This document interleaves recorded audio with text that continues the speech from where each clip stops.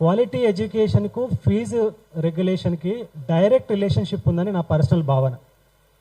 ఎందుకంటే అభివృద్ధి చెందిన దేశాలు, మీరు చైనా కానీ లేకపోతే అమెరికా కానీ తీసుకుంటే అక్కడ అప్ టు +2 మన ఇంటర్మీడియట్ వరకు లోకల్ గవర్నమెంట్లే స్కూళ్ళని నడిపిస్తాయి. అప్పుడు డబ్బులు పెట్టి పిల్లలు పంపించి మనం స్కూళ్ళలో ఎంత డబ్బులు పెడితే స్కూళ్ళలో పిల్లల మీద అంత ప్రెషర్ ఉంటుంది. ఎందుకంటే మనం మన శక్తిని డబ్బులో నంబర్లో చూపిస్తే వాళ్ళు రిజల్ట్ మార్కులో చూపేయాలి, కాబట్టి పిల్లల మీద చాలా ఒత్తిడి తీసుకురావడం జరుగుతుంది. సో జనరల్గా ఏంటంటే ఫార్మేటివ్ ఏజ్లో క్రియేటివ్ థింకింగ్ కనుక మనుషులకు అలవాటు కాకపోతే మనం చదువుకున్నా కూడా ఆ చదువు వృధా అవుతుంది. భారతదేశం ఇప్పుడు ఈ క్రైసిస్ని ఫేస్ చేస్తుంది. వాస్తవానికి ఇండియన్ బ్రెయిన్స్ చాలా ఎక్సలెంట్ బ్రెయిన్స్.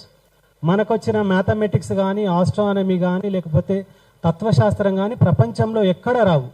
కానీ మనం నోబెల్ ప్రైజ్లలో చాలా వెనుకబడి ఉన్నాం. ఎందుకు అంటే స్కూల్ ఎడ్యుకేషన్లో పిల్లల మీద ఓవర్ బర్డెన్ చేసి క్రియేటివ్ థింకింగ్ని ఎప్పుడైతే దెబ్బతీస్తున్నారో దానివల్ల మనం ఒక హయ్యర్ స్టేజ్కి, ఒక ఎన్లైటన్ స్టేజ్కి మనం వెళ్ళలేకపోతున్నాం.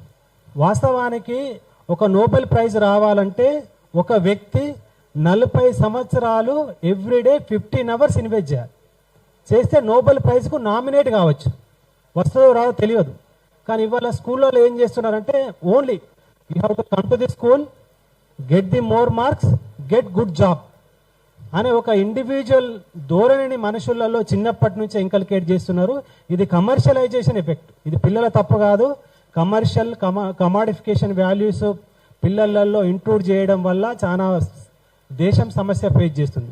దీని అంతటికే సొల్యూషన్ ఏంటి అని అంటే ఖచ్చితంగా ఫీజు రెగ్యులేషన్ యాక్ట్ తీసుకురావాలి, దాన్ని ఇంప్లిమెంట్ చేయాలి.